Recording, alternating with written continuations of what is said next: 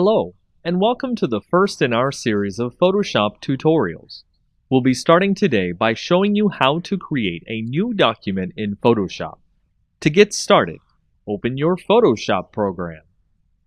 From there, you can easily begin creating a new document by using the drop-down window under File.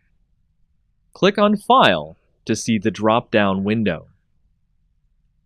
After that, the first command you see in the drop-down window is New. Click on New to start creating a new document in Photoshop. Once the new document window opens up, specify what name you want to give the document, and change the settings as you see fit. You can change the width, height, resolution, color mode, and more. These will change the size of the document and what you'll have to work with. Once you've done that, you'll be ready to start creating your new Photoshop image. Now you can start putting to digital paper anything in your imagination. Hello, and welcome to the second in our tutorials in Photoshop. This time, we'll start by showing off some of the most common Photoshop selection tools. First, make sure you have your Photoshop open and a document ready. As you can see, we've got our document ready and can now select anything on the image. Selection tools help you pick and choose what you want out of the image you're currently editing. We'll start by using the rectangular selection tool you'll see here. By selecting the rectangular selection tool, you can click and drag a selection of any size you want on your image. This will allow you to select exactly what you want from the image, albeit in a rectangle or a square. This is the most common form of selection in an image. From there, we can switch the selection tool by going over to the rectangle selection tool, right-click on it, and see a drop-down box of other selection tools. We'll switch to the elliptical marquee tool, which allows us to select things on the image not in a rectangular pattern, but in an oval or circle pattern.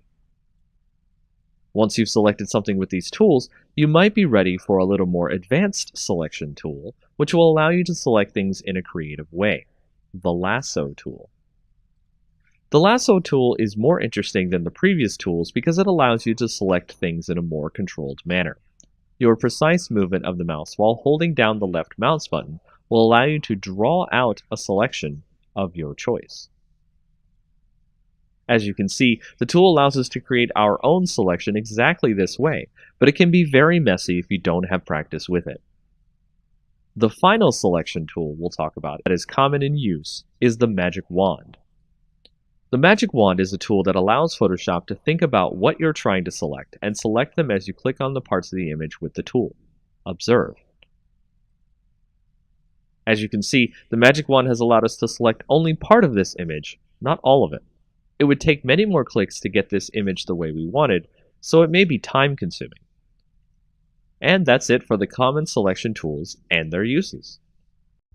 Welcome to the third tutorial in our Photoshop series. Before we move on to other topics, let's talk about some of the file types and modes that you will be using to save various files that Photoshop can do.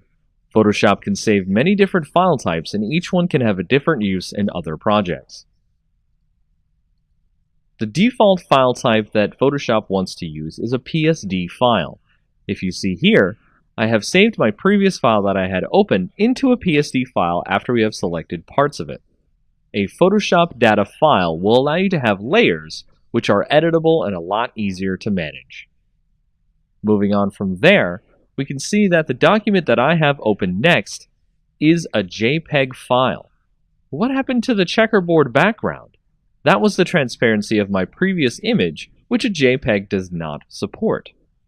What if we want to have an image that's not a PSD, not a JPEG, but supports transparency? The file format that can do that is called a PNG. A PNG image allows the transparent data from the PSD to be saved and used, so you can have interesting images and projects that look professional instead of blocky white backgrounds. Next, there's a file format that you might come across that Photoshop can use. It's called the PDF. A PDF, or Portable Document Format, is usually used on readers like Acrobat Reader.